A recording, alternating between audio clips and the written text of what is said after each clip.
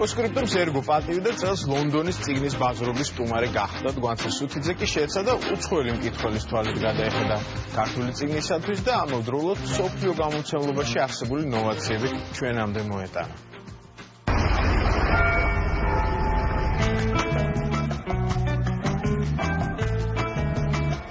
ლონდონი გათენებიდან დაღამებამდე მოძრავია და ყველა სადღაც მიიჩქარის. ყოველ აპრილს 4 დღით კი ყველაზე ხალხმრავალი კენსინგტონია, სადაც დილიდან უამრავი ადამიანი იკრიბება.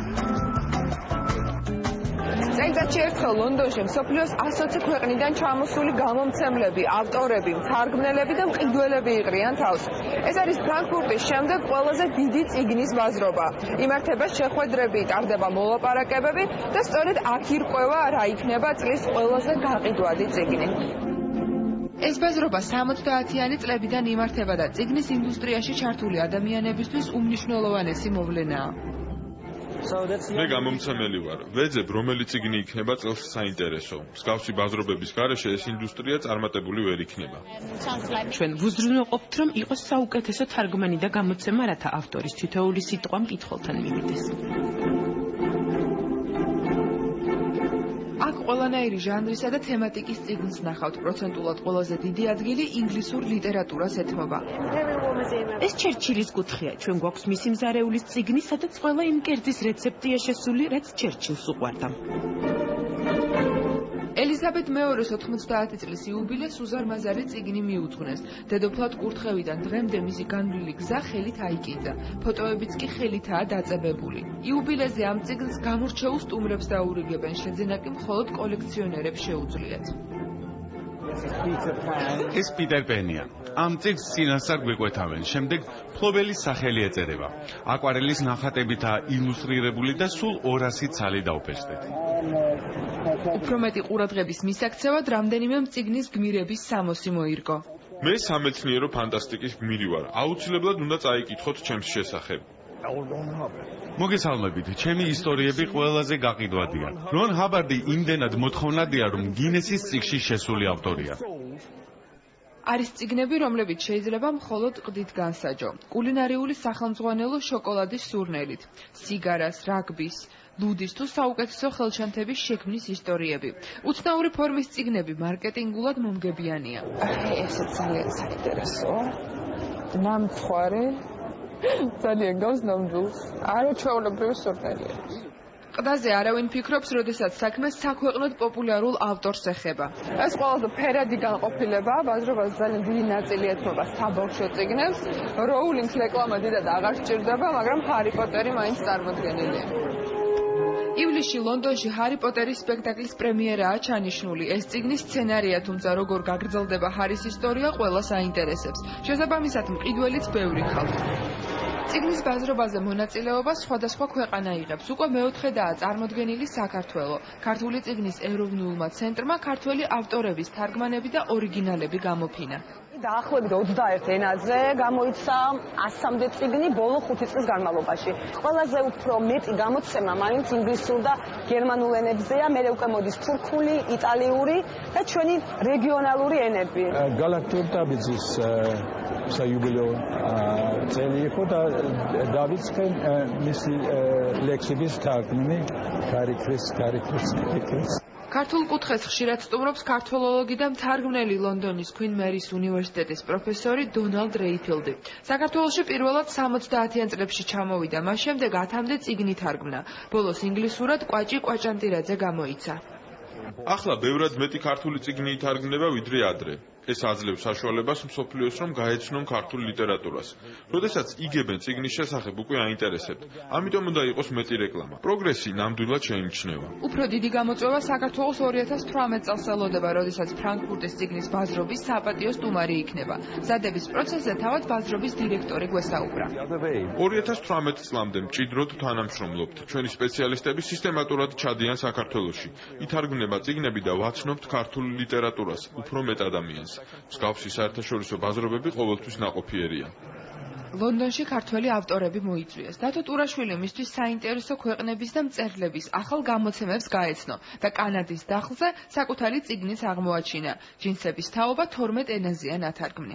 იმისთვის რომ პოეტი და მწერალი დაფასდეს სხვა ქვეყნებში ისეთი შრომა ჭირდება ნიჭის გარდა ავტორს იმდენი სიარული, იმდენი მკითხველთან შეხვედრა და რა ქვია, ამას ამდგარში არ არის თანამედროვე წიგნი და მწერალი არ არსებობს. მე მივხვდი რომ რატო უნდოდეს მაგალითად კანადელს ქართული მწერლის გამოცემა, როგორც ჩანს, მათთვის ახალი და უცნობი ავტორი ვართ რა.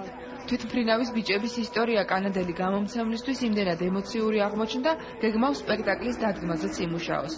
ერთმა ნაცნობმა გამომიგზავნა დათო ტურაშვილის ნაწარმოებიდან რამდენიმე ფურცელი.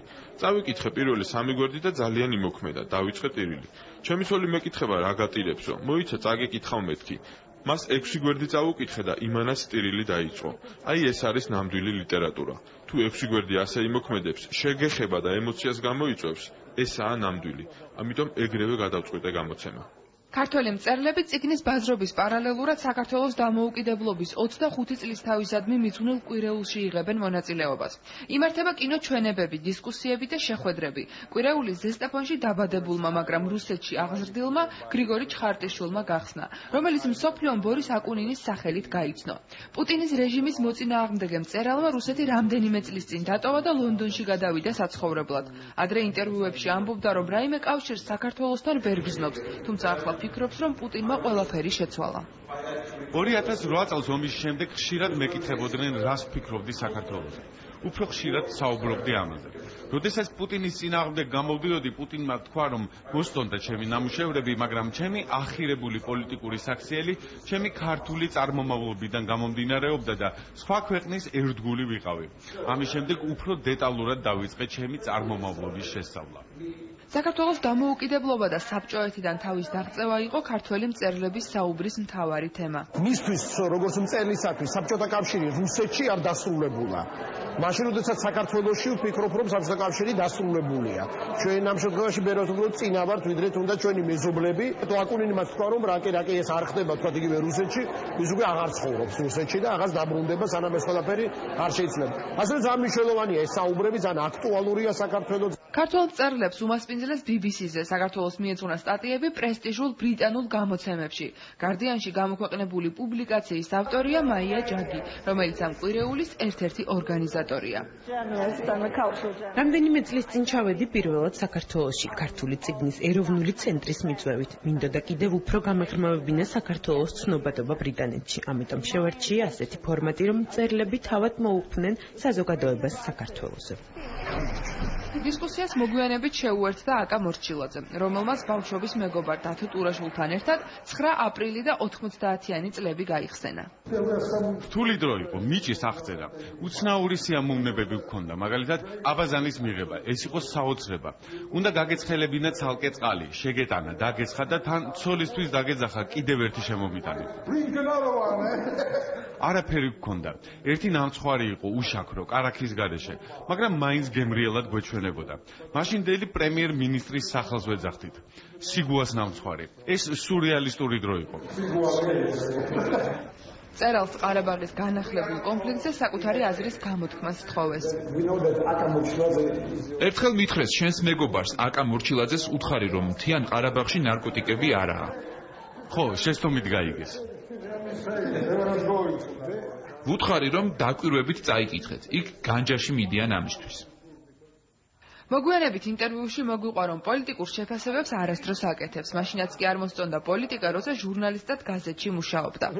პარლამენტ მიდიმოდი ამოშტერდნენ პარლამენტში. სამოსნობა, წერა გამართული, რა ქვია, შინაარსი და სიღრმე არანაირი, აი ესე. იმიტომ რომ ამბებს ვერ ვფლობდი. აი რესპონდენტი არ მიყვარდა, ის არ მიყვარდა, ამბის გაგება არ მიყვარდა. ვიჯექი ვინც რაც მეტყობა დღის ბოლოსთვის რაღაც გროვდება.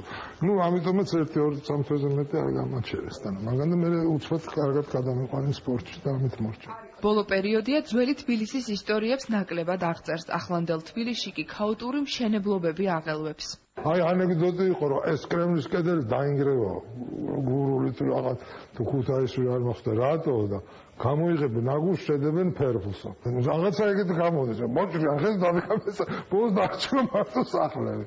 ხო, რა ვიცი, ხა თუ ეცხოვრებათ იგი სულ ანძღავენ ამ უბნებს, რომლებშიც სახლებს აშენებენ და მაინც ყველანი აშენებენ და იქ ცხოვრობენ.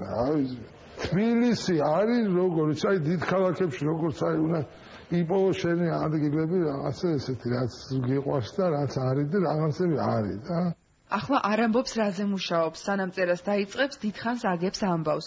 იდეა კი შეიძლება პატარა ჩანახატმაც გაუჩინოს. სურათს ხედავ და მე იმ სურათზე არ აეწყობა რამე არ აეწყობა. ამას დრო უნდა დიდხანს ფიქრობ მე უცბად წერ. თანდათან ემატე კი არ ფიქრობ, თქვა დაემატა და უკვე ხედავ რომ შეიძლება დაწერ. ხან თბილისში ცხოვრობს, ხან ლონდონში. ინტერვიუები არ უყვარს, თუმცა 2018-ში მოუწევს, რადგან ფრანკფურტში ქართულ მწერლებზე კიდევ უფრო მეტი ინტერესი იქნება. კვირეულის შემდეგ ახალი საერთაშორისო გამოფენებისთვის მზადება უკვე დაიწყო. დრო თითქმის აღარ დარჩა.